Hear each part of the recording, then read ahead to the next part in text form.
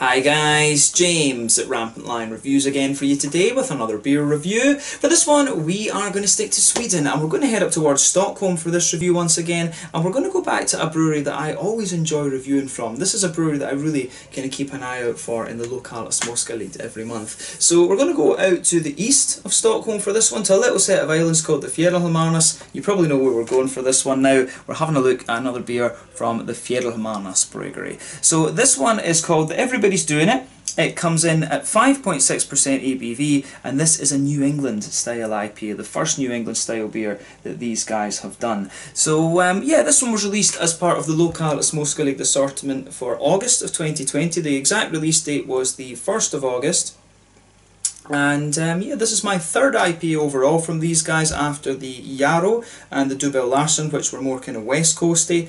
And the last beer that I had from these guys was the Cutthroat Lager, which was a really nicely done Vienna lager, and you don't come across all that many of those, but I would highly recommend it if, like me, you enjoy the kind of traditional German, Czech, Austrian style beers actually. That was a very, very nicely done one. Maybe my favourite one I've had from them so far actually. But yeah, I've had some really good beers from these guys. The barley wines, the Heavy Fuel, if I remember rightly. The Big Mama, I've had their Imperial Stout, the Dubbel Larsen, the Yarrow, the Cutthroat Lager, and there has been a couple of other ones come to think of it as well. But yeah, very curious to see how this one turns out. Always nice to return to Fjäderholmarnas Bryggeri as well, and I hope that you guys enjoy my take on this one as well. So yeah, let's see how we get on with this review then. So as always with my reviews, I'll tell you a little bit about the brewery before we taste the beer. If you do want to get straight to the tasting, just fast forward. All the usual links are in the description below. That's the brewery website, the link to my other reviews that I've done from Fjäderholmarnas Bryggeri before, and no doubt you will see some more added to that in the near future, because I do keep an eye out for their beers. There's all the usual social media down there as well. If you want to see more reviews, do please consider subscribing to the channel. The whole channel, of course, has a geography-based tagging system, so you can go into the homepage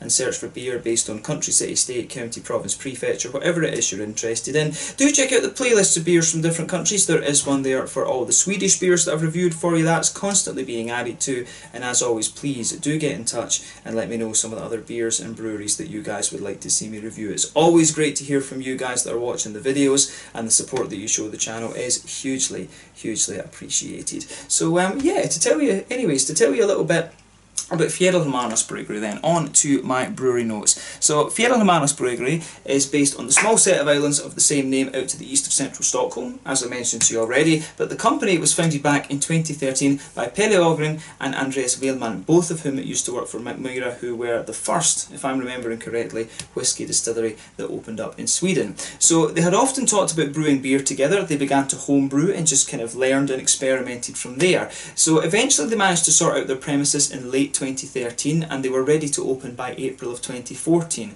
So Tobias Forsberg was the brewer until summer of 2019, and then he was replaced by Per Salkvist, who used to work for Nordic Kiwi Brewers, now of course Northern Exposure Brewing Company. So they have their own restaurant as well, and bar, but this stops trading over the winter and it runs from the spring into the autumn. I'm not sure if it has been running this year because of the whole kind of COVID-19 sort of thing, but the brewery runs as a year-round business. It's located right next to the water in one of these kind of traditional looking redwood Scandinavian houses. I do need to get out there and have a little look at it, and most of the customer base at the restaurant is the tourists that go to the Fjäderholmarnas. So the brewery has its own boat, but apparently this doesn't solve all the logistical issues that they have being located on an island. But in 2018 they produced around 70,000 litres of beer. I've not got a more up-to-date figure than this, but apparently 1/3 of it is sold on the island, 1/3 goes to the rest of Stockholm, and then 1/3 goes into the whole kind of ordering system in Systembolaget. But as of August 2020, when I'm filming this review for you, these guys have produced around 65 different kinds of beer, and that, pardon me, is probably going to expand further over the coming months and years, I'm sure. But yeah, like I said, I've had some really nice beers from these guys. The beers that these guys do really remind me of the ones that I get from Malmö Brewing Company when I go there. That's the brew pub I like to go to, of course.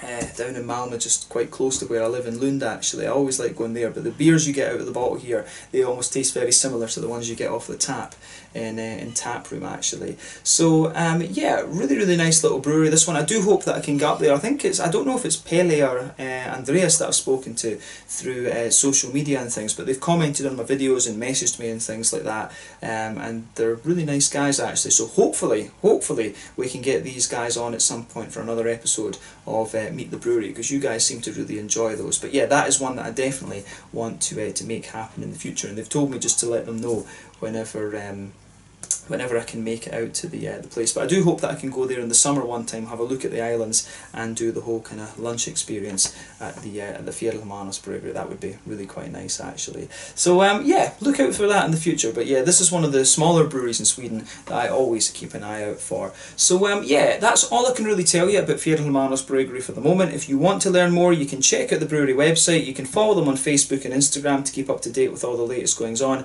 and you can check out the Rate Beer, Untappd and Beer Advocate pages to learn more about all the different beers that these guys have done. So yeah, let's go on and actually have a taste of this beer then. I'll just let you have a little look at the artwork of this one before we open it up. As you can see, the bottle has been sweating because of this lovely Scandinavian summer that we're having, even though we are at the very end of August. But yeah, the artwork on this one is pretty similar to what you've seen from the other ones. There you can see the Fjäderholmarnas Bryggeri symbol there, the anchor, because it's an island and they have to put everything on the boat to get it. But yeah, it tells you a little bit about the brew pub there in Swedish as well. I've read this to you before, but yeah, it looks really nice, this one. But yeah, it basically tells you just a little bit about the brewery, which I've told you before. I do like the fact that they've got the coordinates up on the top here. But yeah, very nicely done, this one. A little bit more cartoony, I think, than and a wee bit simpler maybe, this one, in terms of artwork compared to the other ones that we've seen. But yeah, nicely presented.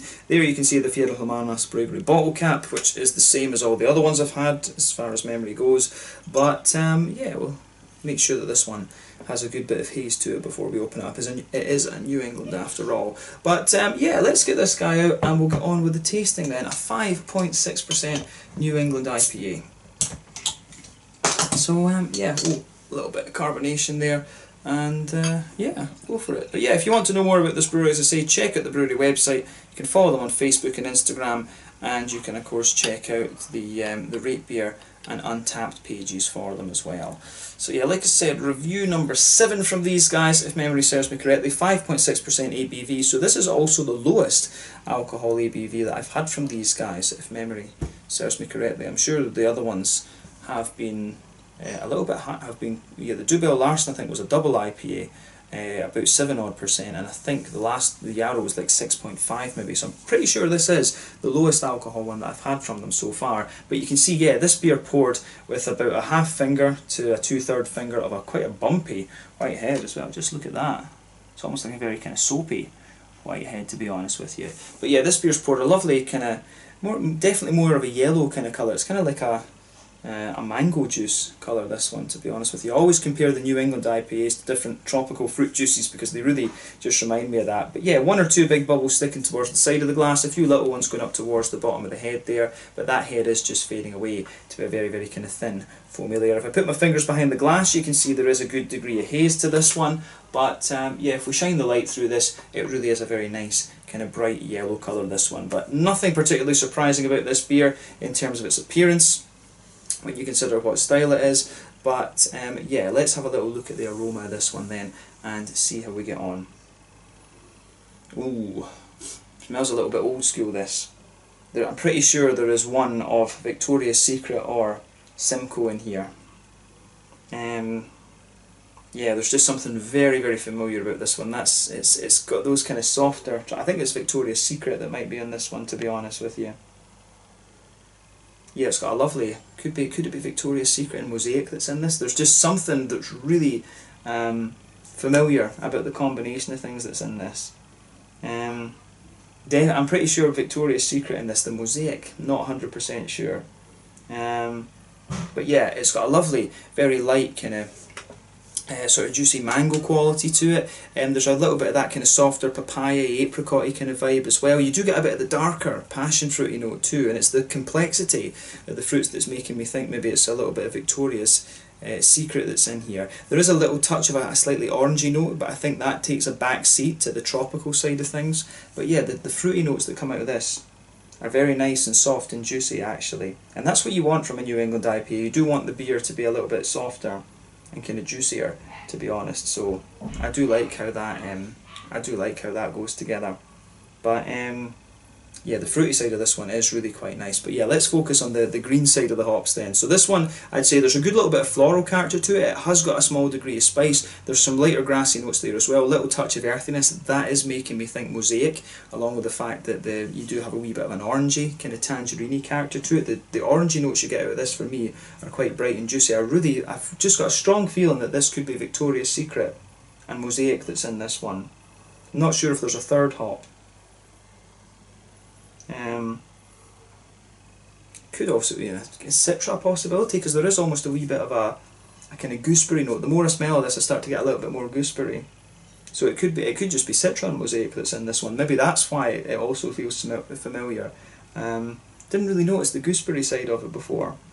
But yeah, that's the gooseberry. Again, it takes a back seat to the more kind of mango-y, papaya, apricot-y type notes. It's a very soft tropical fruit leaning IPA, this one overall. But yeah, lovely lighter grassy notes to the beer as well. Some nice floral aromaticity, like I said, and just a little tiny touch of earthiness. Again, that does make me think there's a bit of mosaic in this one, that slight earthiness that the beer has. Earthiness has always been, one of my hair's gone awry, but yeah, earthiness has always been a little trait I've noticed from mosaic. But yeah, for me then, this one,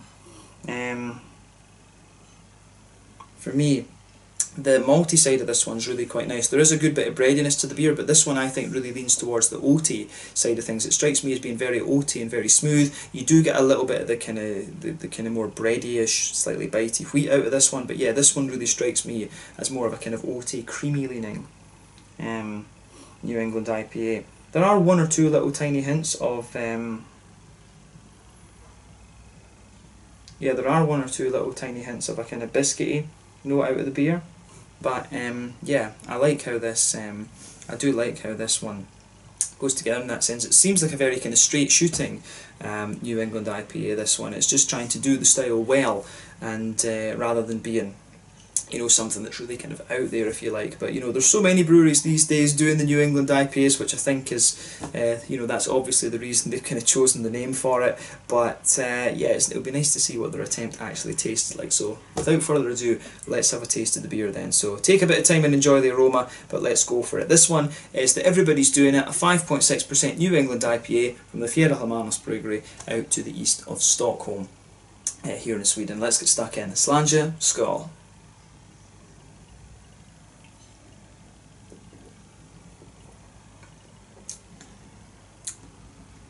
Oh yeah, really smooth, kind of easy drinking one this. I like it, but it does have a good little bit of impact on it as well. That's very nice.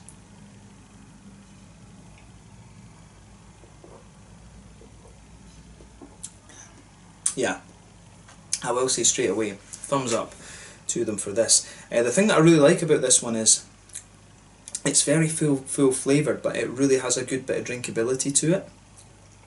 That really is quite nice. Yeah, this one at 5.6%, it's maybe kind of sessionable actually. The one that I would maybe compare this to would be the Neblina from RampantLionReviews Brewery, very close to me here in Lund in Skåne actually. It strikes me as, it's really got a similar vibe to that actually. It really does remind me of that in many ways. The mouthfeel, the drinkability.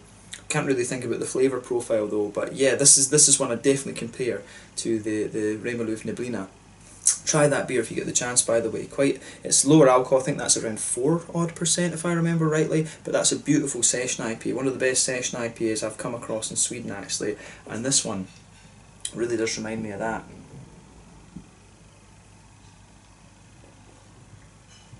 This is why I enjoy reviewing this brewery. They always throw up things like this, and you know, in Sweden the quality of the home brewing that you get here is very high, and this is why there's so many good craft breweries these days. You know, you really can go to a lot of the very small breweries in really random, far-flung places in Sweden, and you will find good beers like this. Like this is a beer from a little island. I don't know if there's about 100 people living on the island, if that. So yeah, it's kind of cool that you can get a really good quality craft beer from there. And this isn't, you know, this isn't unique from this brewery. These guys do know what they're doing. But I like this. I really do like this. The last two beers I've had from these guys I have been very, very impressed with, actually. So yeah, it's almost like they've kind of stepped up a wee bit, in fairness. The other beers were good, but the other two, the last two that I've had really have kind of struck me in terms of the quality.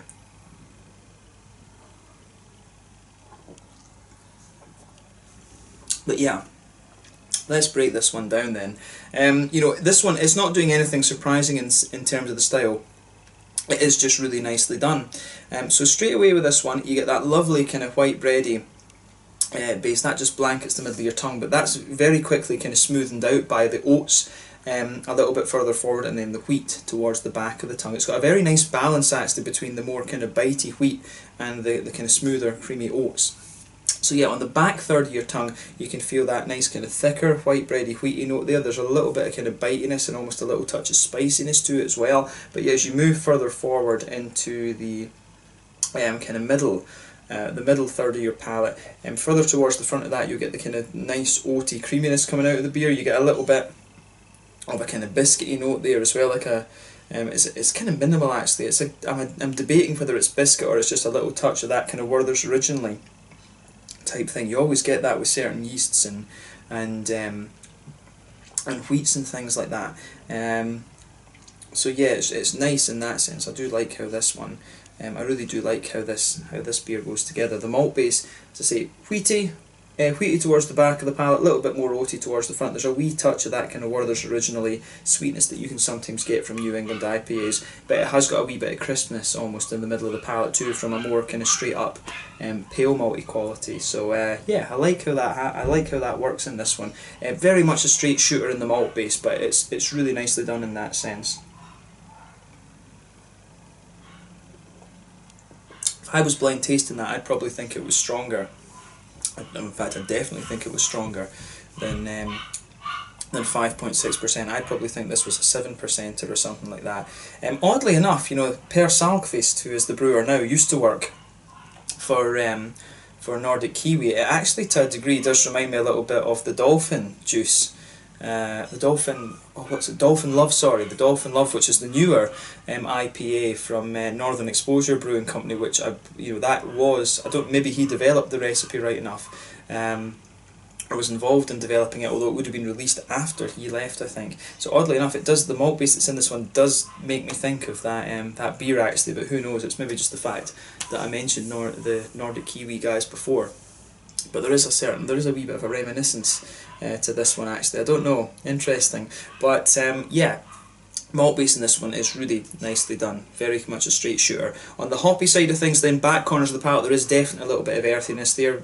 Does make me think of Mosaic once again. But yeah, as you move further forward along the sides of the palate, this one, it does start to get more kind of grassy and it does get a little bit more floral. It's got a wee touch of a spicy note to it. There's almost a wee touch of dankness there. Round the very front curve of the palate, it's just a little bit lighter and grassy. Then behind the front curve of the tongue, that's where you've got that nice oily bubble where the juicy fruity esters push their way out of the beer. That front third of your tongue is really quite nice in that sense. But yeah, a nice little bit of a kind of juicy fruity quality coming out of the beer. If you go towards the back of that front part of the palate, there is a wee bit of a kind of passion fruity note, but yeah, as you move further forward from that, it's got a lovely bit of lighter kind of mango to it, a bit of an apricot-y kind of thing as well. This one, I think, this is either Victoria's Secret or Citra. Pretty sure it's one of the two. It's either Victoria's Secret or Citra. I think it's, in terms of hops available, it's probably more likely to be Citra, but there's something very familiar about the combination in this one. I wouldn't be surprised if this was Citra and Mosaic that's in here. It could even be Simcoe. So I'm starting to think about Simcoe now, because it doesn't, in the flavour, it doesn't quite have the same level of complexity to the fruits that the aroma was giving me the impression of. So it could be Simcoe Mosaic that's in this one. I wouldn't be surprised if it's that either. Always fun to play guess the hops with these beers though. But yeah, very slightly darker kind of tropical fruit note. But yeah, as you move further forward from it, it does become more kind of papaya. You know, so that sort of softer papaya apricot kind of thing. Then kind of almost on the front tip of the palate, if you like, you do get a wee bit of a mosaic-y. You do get a little bit more of a kind of mosaic orangey type of note out of this one. You just get a bit of that brighter tangerine orange. On the very kind of front tip of the palate there's a wee bit of grassy zestiness to the beer, but yeah, this one is very, very much a straight shooter actually. I like what they've done with this. It's very, very drinkable and just really nicely crafted. Nothing surprising about the style, but yeah, very good quality in my mind. I like this one.